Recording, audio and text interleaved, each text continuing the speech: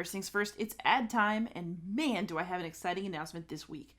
Beyond Solitaire is proudly sponsored by Central Michigan University's Center for Learning Through Games and Simulations, and they have an awesome new initiative that just dropped. They are teaming up with Gen Con and with professional game designers to offer online courses about game design.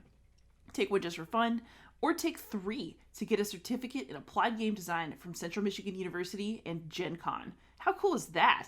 The first course, The Art of Game Crafting for your classroom, boardroom, or game night, will be led by Aloy Lasanta of Third Eye Games and will run from May 24th to June 30th. It's designed to help you create your own role-playing games tailored to your own needs at work, home, or on game night. Check out the link in the show notes to learn more and maybe register for the class. Let's get on with the show. Hey gamers, this is Liz Davidson from Beyond Solitaire, and I have a very special guest this week. I have Tim Hutchings. He's a professor of interactive media at Bradley University. How are you doing, Tim? Great. I'm super excited to have people interested in what I'm doing. So for those of you who don't know, Tim is also the designer of 1,000-Year-Old Vampire, so that may be where you know him from. But what I want to know, huh? I say it's funny because that's not where you know me from. You know the book, and that's you know me as a tertiary sense to this book, maybe, right? You still don't know my name, and there's no reason anyone should know who I am in relation to this, unless they're like studying for a trivia contest on the saddest categories you can imagine. So I do want to ask first, so you're a professor of interactive media. What exactly does that entail? So Bradley University, I'm actually a professor of game design in the media department. And Bradley University is amazing because they have a very old, very established, very cool game design program that exists within interactive media. And they're interactive. I'm not going to talk about this for too long. I'm doing the hand gestures I can't not do. Interactive media is animation and UX design and game design, and then game art. It's these 4 things that together make for an amazing game design program because all those people work together to make games. And it's a really cool program. And the people here are so nice. It's in Peoria, Illinois, which is the best part of the whole situation. And I get to teach games here. I teach like introductory level game design. What are basic game design concepts? And let's use them. And then I teach a game histories class, like a survey. And my other big class is a game philosophy class, where you had Mary Flanagan. You had Flanagan on earlier? Yeah. Correct. Where we read. I say, here, you all want to make computer games that are platformers or fighting games, but we're gonna read Flanagan here. We're gonna make you read this and put this stuff into use, whether you like it or not, because this is a good liberal arts college, and I'm the token liberal arts professor type person in basically what's the program that turns out programmers. Is that a good answer? Yeah. Okay. Yeah. So what made you want to design like a solo role-playing game? Because it sounds like you do games from a number of different angles. You interact with people about games. So, your most famous output now is a solo RPG. How did that happen? Yeah. I lost all my friends. which is maybe surprisingly, that's truer than it should be. Now I'm sad. So I didn't, and this is one of the weird things, is that I didn't set out to make a solo game, right? I see so many people who set out and they say, I want to make a card game that uses 9 cards and does something cool with X. And I'm like, how do you think that way? I totally don't think that way. I don't create like challenges and goals to move toward. Instead, I just bumble along through my daily life until something, a lightning bolt hits me on the side of the head and I say, I better go write that idea down. And then maybe I think about it and it becomes something else. At no point do I do all the wholesome, proper things which game designers do, like have a development plan, all these things, right? I don't do that. I just sat there, and one day, what if we were going to do a dramatic recreation, and where it says dramatic recreation on the bottom of the screen, you would see me like doing whatever it is I do, and then suddenly staring into space, and then typing a memo on my phone, and then going back to whatever it is I'm doing. That's what made me want to make this. I think about systems, and then I try to think about what has to be true about the world to make that system work. Maybe is how I'm kind of trying to phrase this, and then I make those conditions happen. And at no point did I think I want to make a solo game. At no point did I go and say I'm going to go play solo games to do research so I'm better informed. Instead, once I figured out, I was like, oh, this is a solo game. Of course it is. I covered my ears and ran into the basement so I wouldn't go and look at any other solo games, because I wanted to inefficiently solve this in the way that I wanted to solve it. I don't want to see the good things that other people do when I'm trying to make a game. So it makes sense. It's a terrible way to work. The absolute most foolish thing you can do, to refuse to say, look at this rich and wonderful discourse. No, I don't want to look at that. I want to go off and recreate the wheel from the ground up less efficiently and worse. But anyways, that's less efficiently and worse. That's 1,000-year-old man. We'll put that on the next Kickstarter. Less efficiently and worse. Yeah. So what attracted you to vampires specifically? Like, I'm just really curious about this, because I feel like vampires, there are people who like vampires because they're sparkly, and there's people who like vampires because they read Anne Rice, and there are people who like vampires because we like to think about immortality and avoiding death. But that's not what your vampires do. So what attracted you to doing this particular subject? That's a really heck of a good question, because I don't know where the vampire thing came from. I'm not a vampire kind of person, right? Like, if anything past Montague Summers, about vampires, I pretty much lost interest, which is a terrible attitude. It's the worst possible attitude you can have. I like Vampire the Masquerade, just no draw for me whatsoever. I've played it a couple of different times with a couple of different people. I'm like, this is not the values I'm interested in. This isn't exploring things that I think are good. And whenever it clicked, like this, again, this whole game, I didn't make it. It just appeared, and I wrote it down in the laziest way possible. And when I realized vampires were the subject this had to be about, I stomped around and shook my fist at the sky and said, no, it can't be let it be robots, let it be something else. And but it's just vampires, because it couldn't be anything else, because it's about memory, it's about humanity, it's about being within a society that's changing, and then just as importantly, it's about having the system tries to emulate the idea of drives that you can't control. I'm trying to make the character you're playing run around and do things on their own that you can't have no say in. And the idea of the cruelty, the self-servingness, all the things that the vampires kind of emulate, could only be done by vampires, right? And again, the idea that they're going to run around and do things on their own. There's some other aspect that the bond between you and the game has a third force, which is the character doing what they want to do. That was kind of what I wanted to explore with this. Interesting. So for those of you who out there have not played 1,000-Year-Old Vampire, first of all, go play it.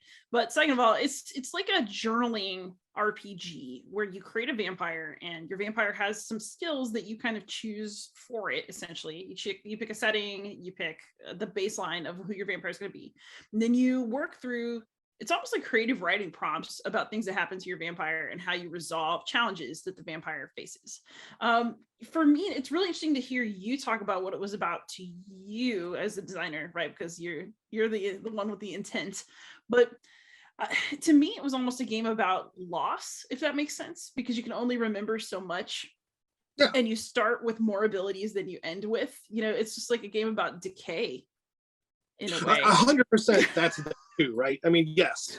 And that's, again, part of the vampireness of what it is. And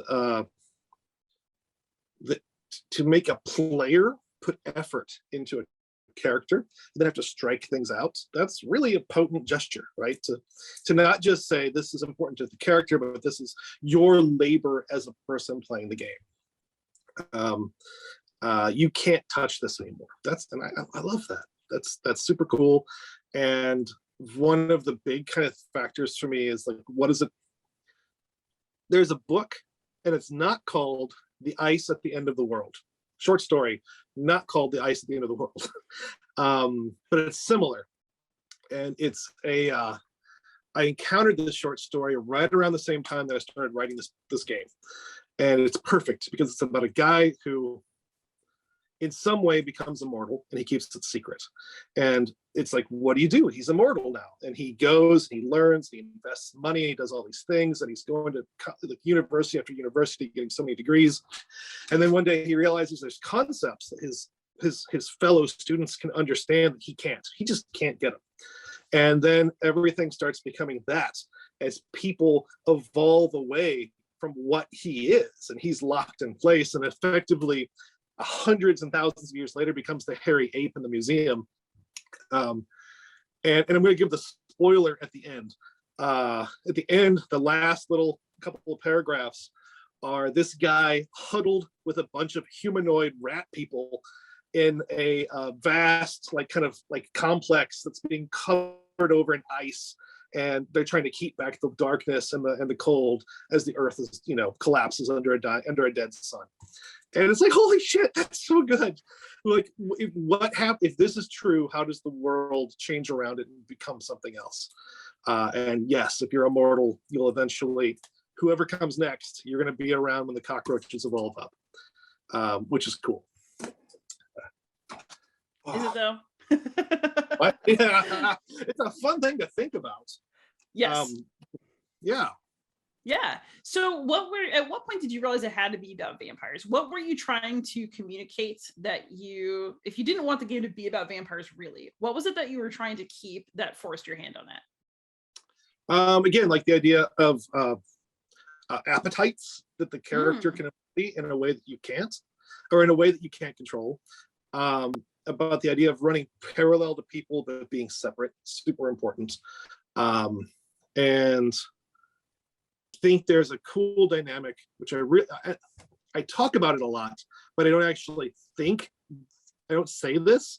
So I think it's true because I talk about it indirectly, about the idea that people who play the game will watch their characters trade off intensely personal, important things in order to better function within the new society, right? With the example being, I had to forget who my parents are and where I was born so I could learn how train schedules work. To be a predator, to hide, to do all the things I need, I have to privilege certain types of information over my being. And I think that's a cool thing. Maybe.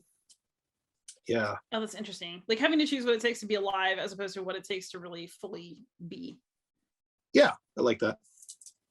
I like that too. So when you were teaching your students though, like you have your own kind of process, right? Where you can wander around and things naturally emerge. But that is definitely not, at least my experience, of how class works. So how do you teach a game design process? Is it at all like your process? No, it's not. And that's the thing. I started teaching seriously about 6 or 7 years ago. And I was teaching art. I have a whole secret, sad life, traveling the world and showing art in art galleries and things. And when I started teaching art and design, because my other secret, sad life is making fancy TV commercials and stuff, I had to go in and like learn all the stuff that students had to actually learn, right? Because when you teach, you have to teach. You don't just convey things you know. And so I had to go back and like say, well, wait, what are the fundamental ideas that make games and what do the students need to know about this? And so it's became this weird filter where I'm like, what do I think is important for other people to know? And what don't I know that I had to learn that other people should know? And yeah, because it's really dumb And when I had to teach like design, like visual design, I had to learn all of these tricks and techniques and systems that the students would need that I had avoided my whole life. Because again, weaponized ignorance is kind of my go-to skill. And now when I'm solving problems, like visual design problems, I fall back on the lessons I taught the students, because it's like it made a language of choices that I can't shake my way out of now. Does that make sense? You can't forget language. Yeah. Yeah, it's actually, it's the closest parallel I can think of that. It's a stupid parallel. I'm very much an atheist, but awesome. I would still never go see a psychic. And the reason that I would not is not because I think the psychic knows anything that I don't know, but because I think that once someone has molded a narrative for you of any kind, that it influences how you're going to see whatever happens next. Like when you teach yourself a language, right? You give yourself grooves to drive in down the road. And like sometimes that's really important, especially if you're trying to drive in the same direction as other people. Mm-hmm. But sometimes it traps you because it gives you predetermined ideas of what something's supposed to be. Yeah. And I don't want to know that the car I'm driving is supposed to go on a road at all. I just want to take this big thing and eventually discover that it moves, right? And say, holy shit, look what I'm doing. This is amazing. This is clearly made for butting into trees, because that's the only way to stop it. That's the lesson I want to walk away from if you just give me a car and don't tell me anything else about it. How to be really dumb. Oh, how funny. There's that comic book artist, Jeffrey Brown. He's best known for making these cute Star Wars books about little kids Star Wars figures. Okay. And they're good, but I'm not a Star Wars fan. But he made these really intensely personal zine type things a long time ago about his own life. And in one of them, he talks about how when he's a little kid, the only way he knew to stop his bike was to run it into the garage, right? He'd run it into a wall to stop his bike, and then being mercilessly mocked for that. He's like, I literally don't know any other way to stop the bike. This is his thing. This is what I learned. And I like that kind of bad ways to solve problems. And I hate teaching students what I think is the best possible way to solve problems, which is what we were originally doing, to circle this back around. I teach myself a core of knowledge that is influenced by what I think needs to happen in the world to make good games. And then I package that up and I give it to the students. That's how I teach. Yeah. And I get there by looking at what other people think are important. What's vetted information? What does Flanagan think? What does the Ethan Ham or the Zimmerman Salem books I'm teaching out of, what do they say about these subjects? Because I'm dumb. And I just have to be able to figure out what other people, yeah, you know what I mean. Oh, I'm so bad at this. I'm sure your students do not think so. But yeah, the other thing that's kind of interesting, right, is that, you talk about kind of a messy process and solving problems inefficiently. And I always struggle with how that's supposed to work in an educational setting, because we're supposed to grade what comes out. And like, how do you assess a process that is inherently messy, that doesn't always work out, and that is highly personal, and that moves at its own pace? You're really darting the harps today in Moby Dick speak. That's the stuff that, I mean, these are the questions that are just fundamentally distressing to me, right? What if someone makes an amazing game and they do it in a bad way? They get to that through bad thinking. They get through there by being lazy. This amazing game doesn't fit the criteria of the assignment. What am I supposed to do? Instead, I just sit around and I hope, oh please, that they, forget to put their name on the assignment so I can dock 5 points for that, because that's a clear thing you can grade them on. Grading is something, I hate grading. Grading is terrible. Too. What I like is pushing students to keep making things and creating situations where they have to make their way out of the bag, out of the hole, out of the pit, whatever. And everything that I teach them, they give back to me by making another thing to show me, right? They say, hey, let's take this idea of what is information in games, how does it work? Here's what everybody says. And then they'll give me something back they've made. and it's terrible. It's the worst possible way. There should be no grades.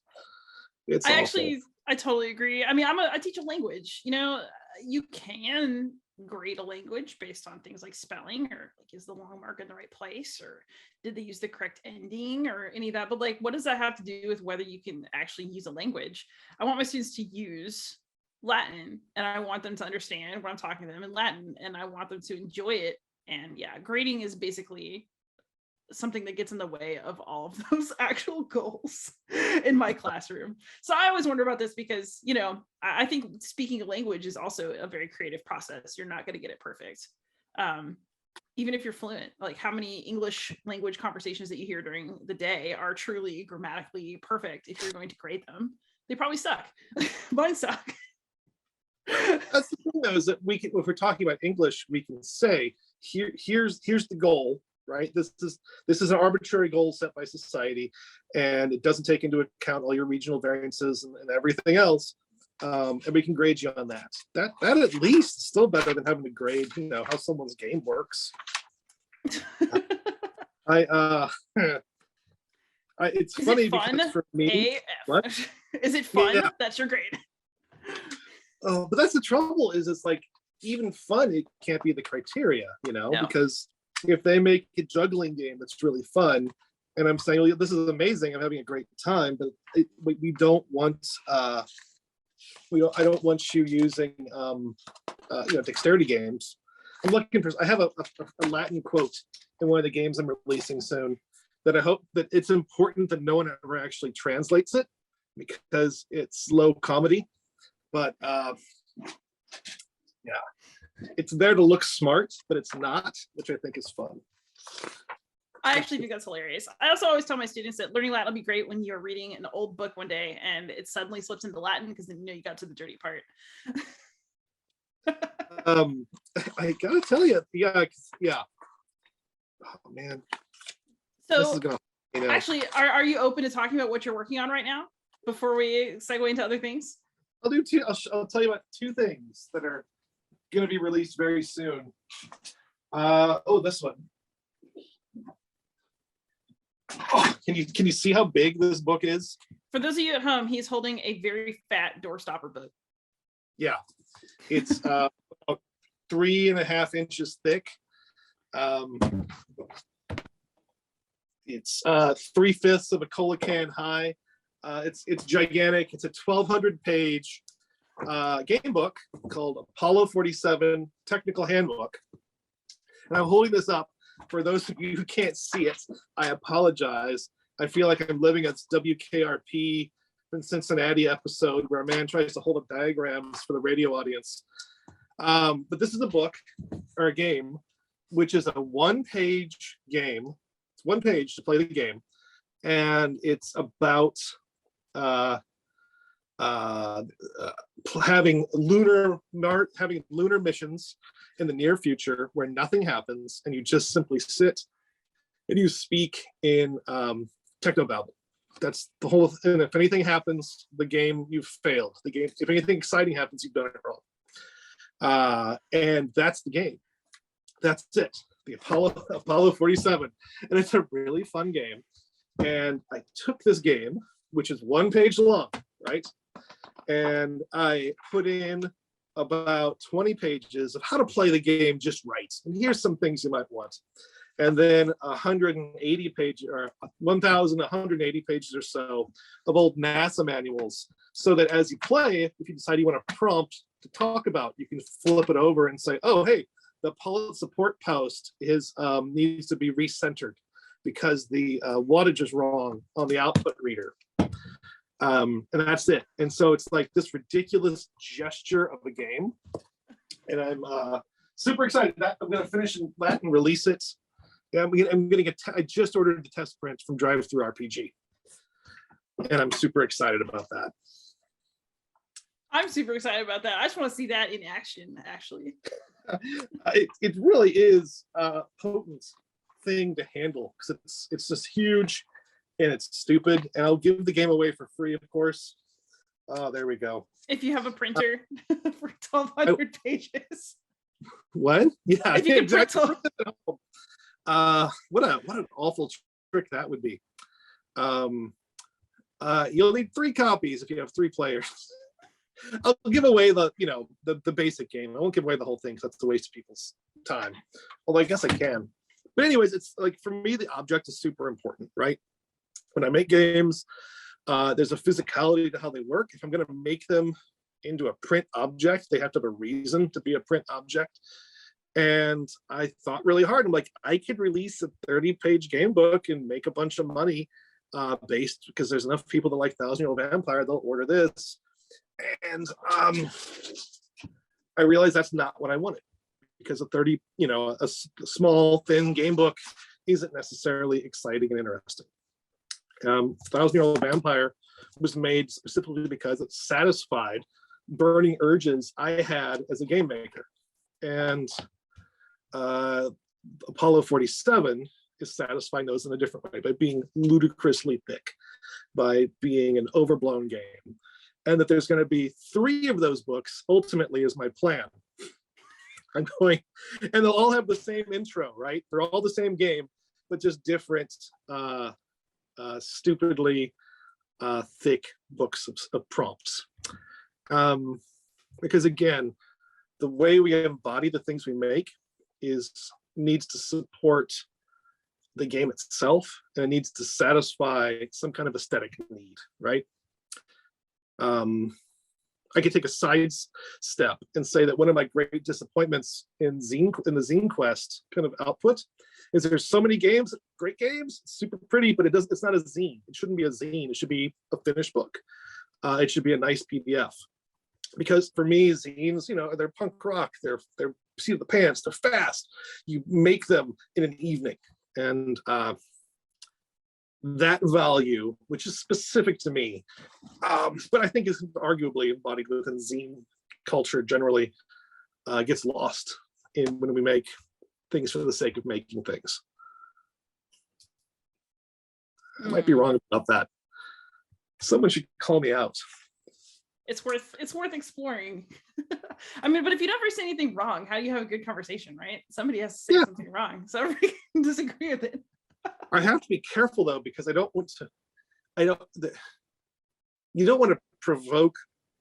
You want to start conversations, but you don't want to provoke, right? I'm not being mean.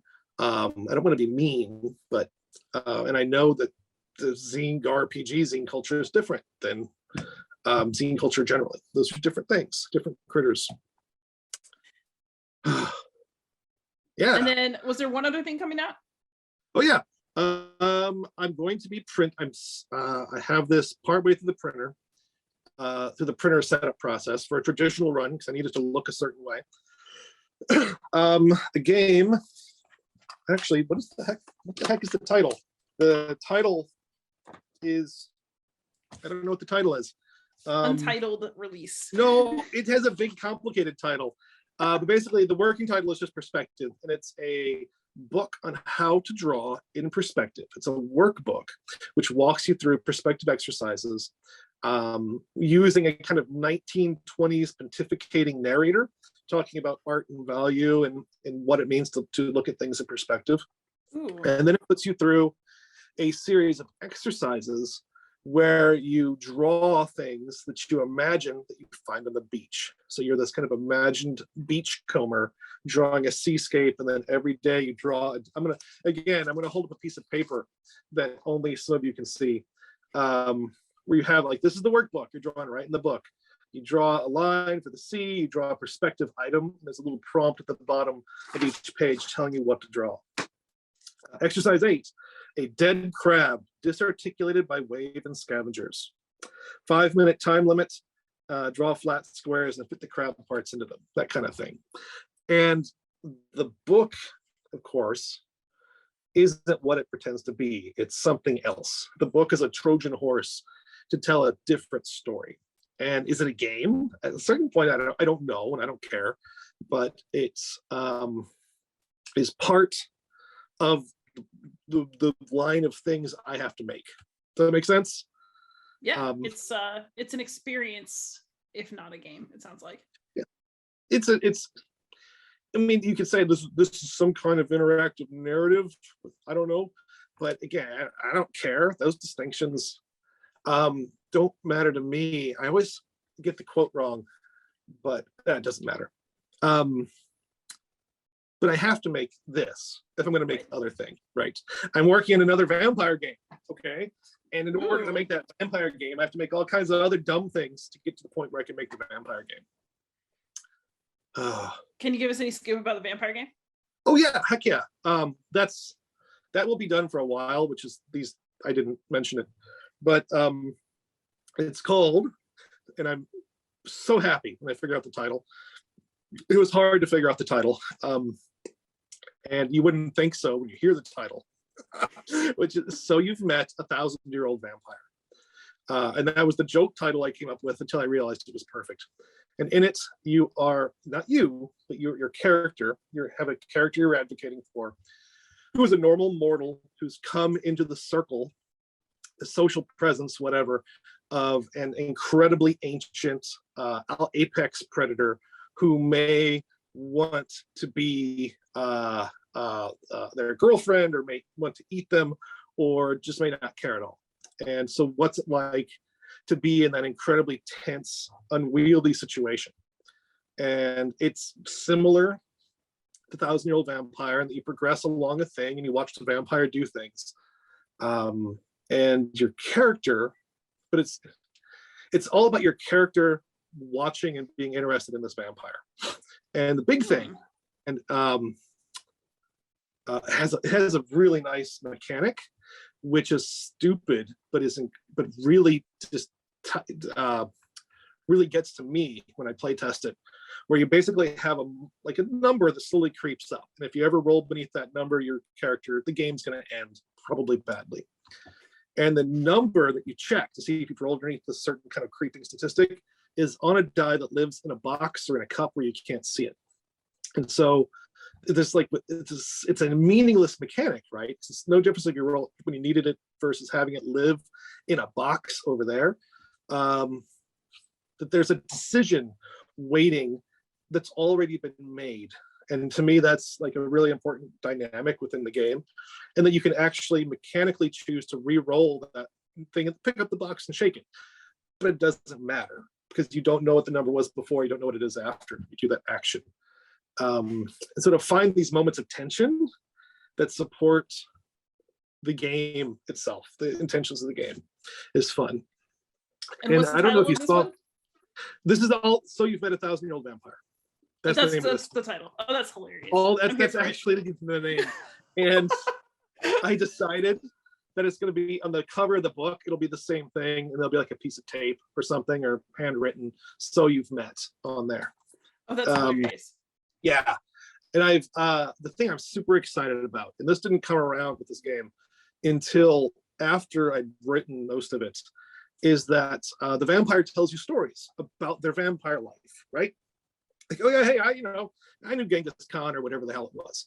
And I was originally just gonna say, hey, go to Wikipedia, random Wikipedia article, work from there for whenever you need something to spur you on about a vampire telling a story. And then I started making collages. I had this idea, well, maybe I could have a visual collage of like words and images that a player could look at and then pick things out that would spur them into being able to answer these kind of vampire questions. And I've gotten completely hooked on making collages now. And I'll share some with you. I can't do it now with my phone thing. Making these collages, and I've made 160 page spreads worth of collages, which is more than I should use, of course.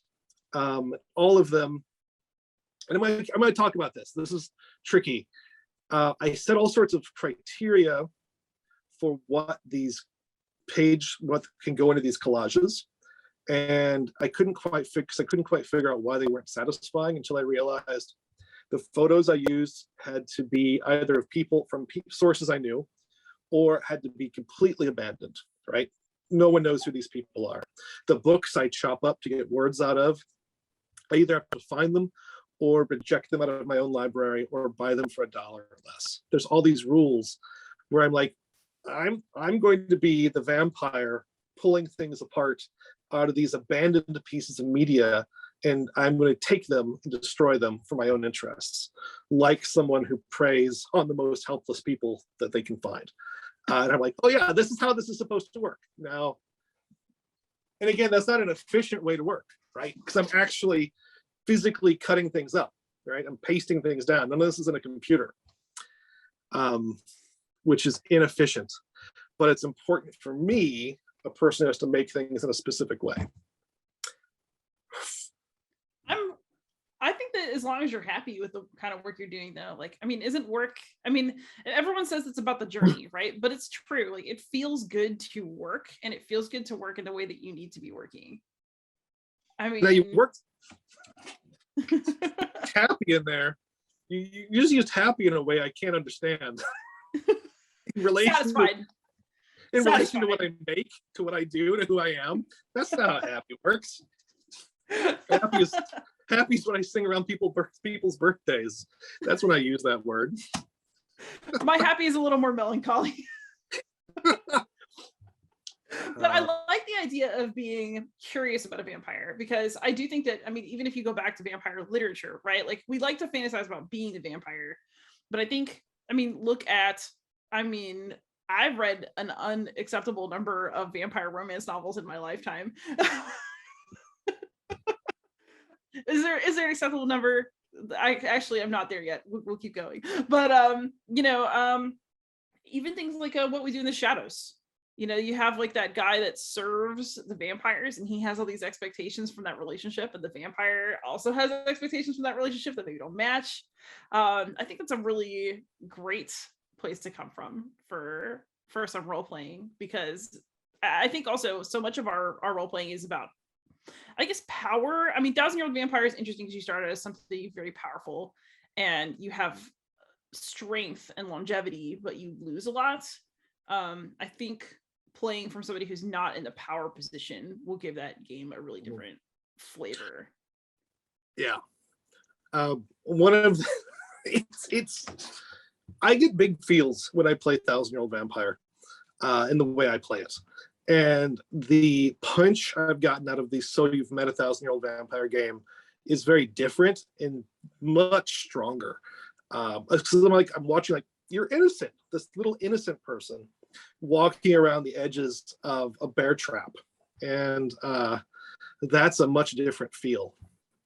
There's a game, Welcome Guests, by Jason Morningstar. It's a LARP about cannibals, just like regular everyday people who are cannibals who brought some hitchhikers home, and the cannibals are having a discussion at the table amongst themselves in guarded language about, well, we should eat one, but we need to marry one off to the kids, right?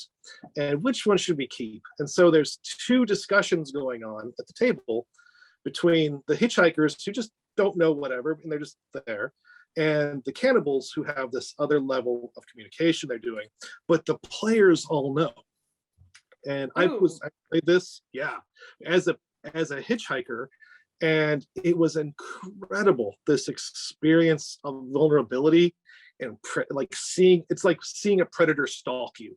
I get a little thrill when a cat is creeping up on me, and I see it before it gets me, and it was like a horrific version of that. And so I got a touch of that with the So You've Met a 1,000-Year-Old Vampire game, which is good. It's a totally different feel. Because also one of the things I realize is that I worry that people play 1,000-Year-Old Vampire the wrong way.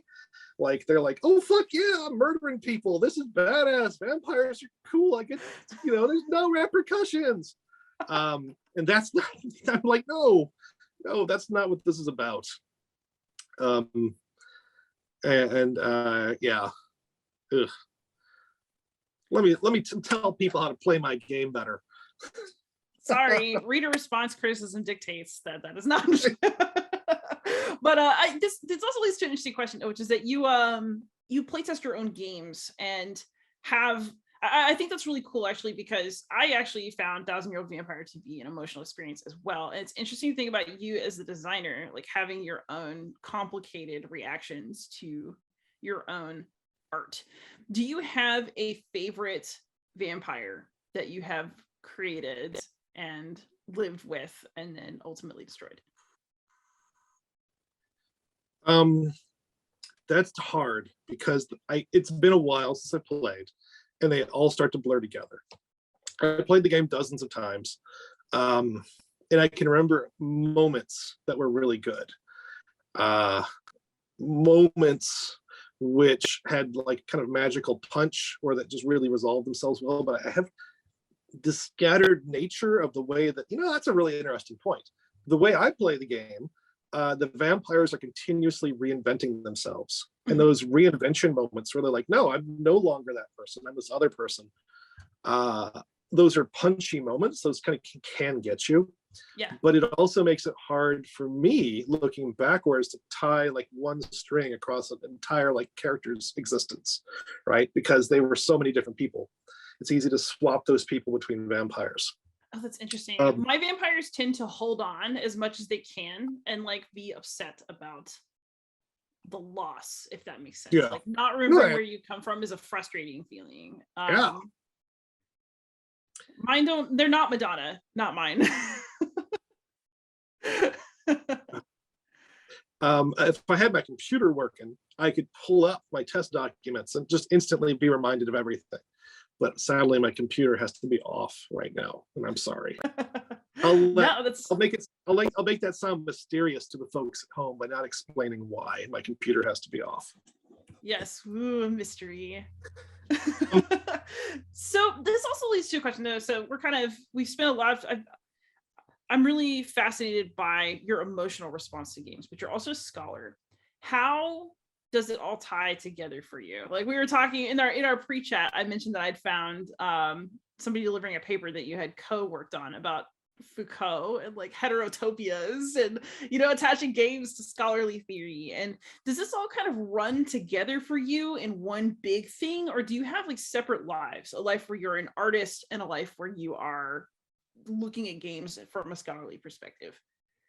So my sad secret, my sad background story is that I had to have a life, and I mentioned this before, where I would travel the world and show, I get to show my work in museums and galleries, and lived in New York City, whatever. And that is it was a time of intense making that's informed by things I would read and concepts that were, if not useful, then at least spurious. That's not the right word. Would spur me along toward toward being able to make certain things. Mm-hmm. And that's a specific way to think about making. And what happened is that eventually I realized that the art I was making was good at being art, but it wasn't good at telling stories that I was also interested in, right? Because the kind of art I'd make is I've taken boxes and I've lit them in a certain way, and they're cardboard boxes, and I think I'm done. And that's fine. That's a very specific thing. But the stories I wanted to talk which people could occupy and the experiences I wanted people to have could only happen in games. But I can bring that same attitude toward making art to what I make with games, where I'm like, I'm boring and dumb, and anything I just make up is boring and dumb. So I need to put my ideas, my concepts, my attempts at making into conflict with other ideas, or I look at other things and I misinterpret them and get them wrong, and then I go and make artwork about that. And that's part of it. Like, why would this pretentious game maker ever talk about Foucault? And it's because when we talk about heterotopias, we're talking about real spaces that have social relationships. A heterotopia is the idea of these, it's a concept from this French theorist who was really interested in power and society, about spaces that existed in unique ways within society as a whole. And then later, that concept is picked. You wrote one tiny little essay that spun off this entire heterotopia kind of branding exercise, where it's the idea that we have societies that live within other societies. We have architecture, and we can occupy architecture in different ways, filling in empty spaces, all these weird ideas. And that's super useful if you're thinking about level design for a game, right? if you're thinking about how virtual spaces work, or how I, as a person who I'm going to use my real body to play a game, what does it mean to do that in a hotel conference center versus in a parking lot behind the Kmart, right? And so I can find useful ideas around that by going and looking at these people. And I actually teach in my critical game studies class, we do a section on Foucault and heterotopia specifically, and say, how do these ideas help us think about games? Because it's the uniqueness of the idea, the distance. There's a simultaneous distance from our personal experience, the way we think about the world, and an immediateness because it's describing something we experience every day, right? The heterotopias in particular, right? We go through them, we occupy these spaces and we see them, but also we never have that thought. I'm going to take that, I'm going to shove it into the brains of game design students so they can make better games and be more aware. And maybe they'll have this idea, which I have, which is that even if I'm dumb, which I'm dumb, I can go and look at the work of smart people and pick out the shiny pieces and run off like a squirrel and make something out of it. I don't have to understand how it works. I just have to have it spur me on, because what I come up with my own is dull. Right? I wouldn't go that far, but so this also leads me to a question. So you talk about, wanting to direct your students towards what you think works and what is good, what you think they should know. You expressed concern earlier in the interview about how people play your games. And on your site, 1000yearoldvampire.com, you also express concerns about who should be playing your games, specifically with regards to worldview and political outlook. And I guess my question is, how do you, does it bother you that you can't actually control that? Because once you put art out into the world, you give it up. Yeah. It's somebody else's. And like, how do you walk the line between wanting authorial control over your work and also realizing that it is now an art piece and there are so many vampires you'll never know? And like, well, it's funny because when the story game community is small and we make small games that maybe no one ever plays. I released a game, I actually put the print in the whole thing, and I was surprised to learn that some people played it. I mean, completely baffled. Like, why would you even do that? And my attitude has always been, I make a game, and it's like putting on a party, and I make the game, we have a party, we're done, I throw it away, and never look at it again. And that's a fine way to make things. And that's a very personal thing. I'm making games for my friends who will come to this party. Bigger games where I release things out into the world, I understand that I'm not going to have control over these things. I can't control how people use them. I can make systems that are both clear and robust so that people don't operate them incorrectly. But if they still choose to use the car to run over a dog, I can't stop them because that's precluded by the proper operation of the vehicle. right. On the other hand, I am perfectly happy to say, hey, if you don't think that certain types of people should be allowed to be alive in the world, I don't want you to enjoy things. And I'm going to stand here in the doorway between you and the thing you came here to get and say that you're a bad person and I don't like you and I don't want you to enjoy anything until you straighten yourself out. And then I'll get out of the way because I can't make them. I can't prevent people from buying the game. I feel pretty good about that. And since I have a game that sold many thousands of copies, and I'm a cishet white guy with a lower middle class income and the ability to do so, it behooves me to use what little leverage I have to cause discomfort to people who are doing bad things in the world. And I'm cool with that. And that's not me saying I can stop them. That's me creating a moment of hopefully self-reflection on the parts of other people. Is that okay to say? Does that make sense? Yeah, I actually asked about it because, I'm a public high school teacher right now. Yeah. And I'm thinking about all the legislation that's been going through, especially conservative legislatures, being concerned about what ideas belong in a classroom, about the identities of the people who teach students, especially in public settings where there's government funding involved. And I it's just such an interesting question for me of also like, does the person that you does the views that you express on your site differ from what you're willing to say in a classroom and how you direct a student who's under your tutelage? Now that's a great question. Yeah, 100% is different than what I do in the classroom. If there, I'm not going to take a student and refuse to teach them. If they are, being a terrible person.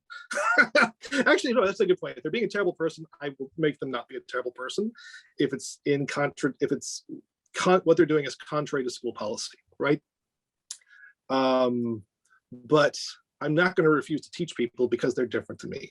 At the same time, that they're in a middling sized, pretty good liberal arts college means that most of the people who come here that I'm going to disagree with probably will learn skills about supporting your statements through texts, through ideas. What is truth? How do we make things? All these things are going to help prevent, are going to help people be better people, right? Now, I have talked a couple people down off of some really hateful, white guy game, kind of Gamergate stances. And I'm like, hey, man, do you really think that's true? That's what you're saying is factually wrong. Go and look at this thing. And these are office discussions between me, and people who are burgeoning makers. These aren't me like in the classroom, shaming people or whatever. Because again, I don't get to do that in my classroom, even if I chose to do so. I don't get to control it the way I do with my game stuff. I can't make these, because I have an agreement that I have with the school, right? And if that agreement becomes too onerous, I wouldn't choose to work here. And that's okay. That may happen one day. Fair enough. Yeah, I always tell, I teach New Testament in the summer, and I mentioned earlier in this podcast that yes, I'm an atheist. Yes, I teach New Testament. I also happily hammer out the curriculum with my Christian counterpart, so that's not really an issue actually. But I'm always in the camp of I teach my students ways to approach problems and like how to think through things in an intellectually honest way, but it's not my job to tell them what to think. Yeah. Just simply like, does this hold up?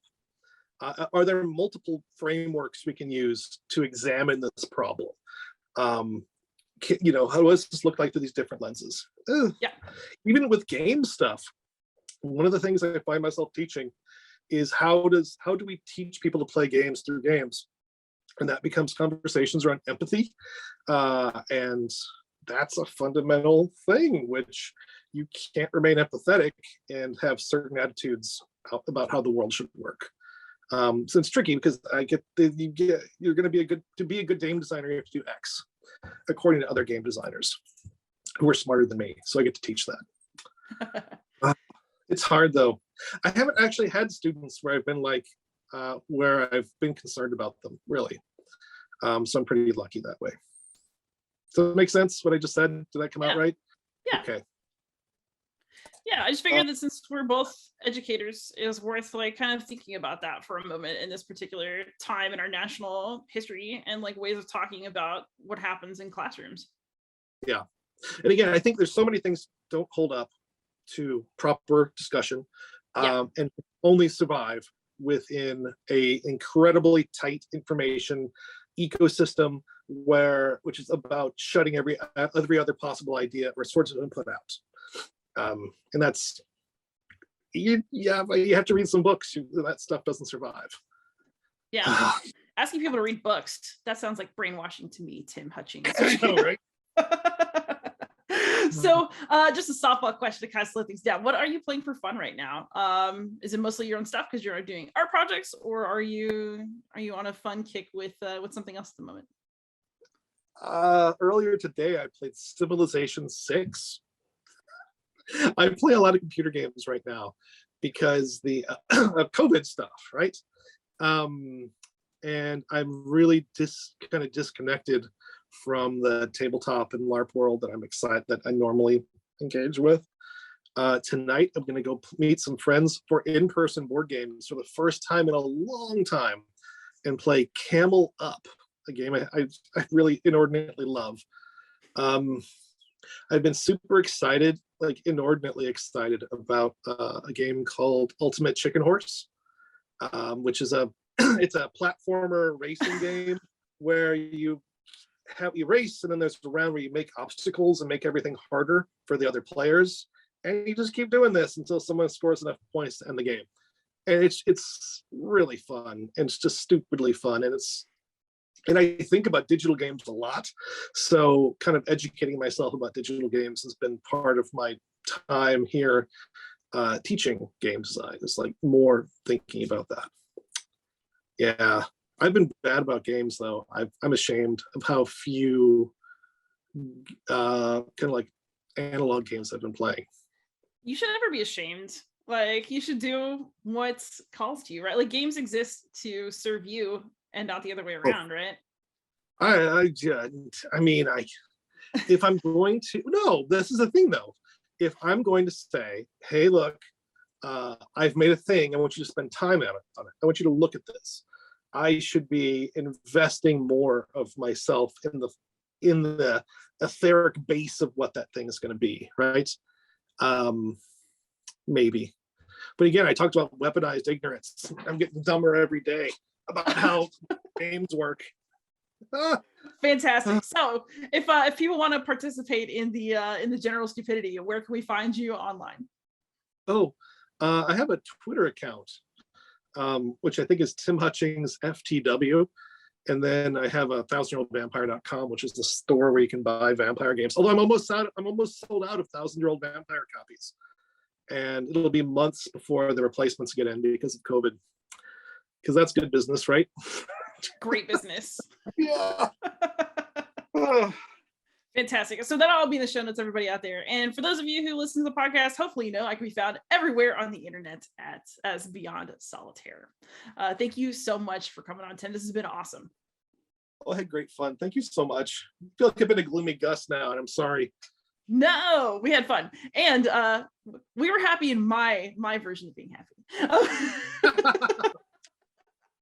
So thanks so much for watching, everybody. Leave a comment, leave a question. Most of all, happy gaming.